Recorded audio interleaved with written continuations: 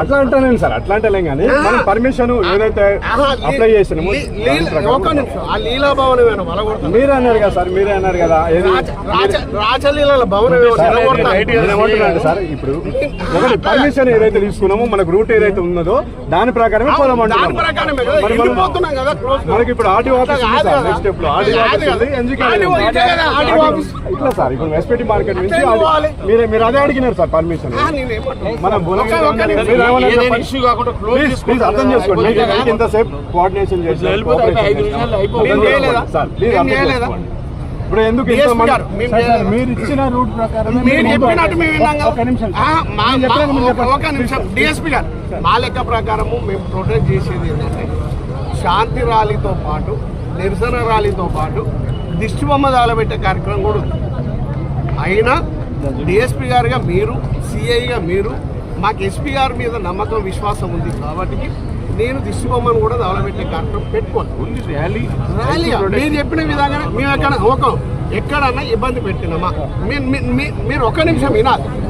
మేము ఎక్కడన్నా ఇబ్బంది పెట్టినామా, మీరు చెప్పినట్టే మేము ర్యాలీ తీసుకోండి, పక్కా వచ్చి ఆడంగా వెళ్ళిపోవాల్సింది. వెళ్ళిపోయేదాన్ని కూడా ఆపి డిస్టర్బ్ చేస్తే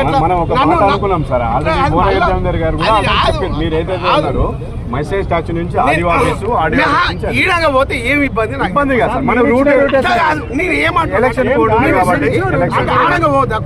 ఇదంతా కోడ్ లేదా? పర్మిషన్ తీసుకున్నారు కదా, పర్మిషన్ పర్మిషన్ ఏం మాకు ఇవ్వలేదు.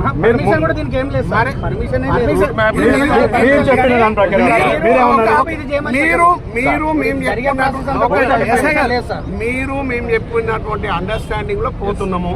మీరు చెప్పిన దాని ప్రకారమే దిష్టి బొమ్మ కానీ ఇంకొక కార్యక్రమం చేయలేదు. మీరు చెప్పిన ప్రకారమే నేను ఫాలో అయినా.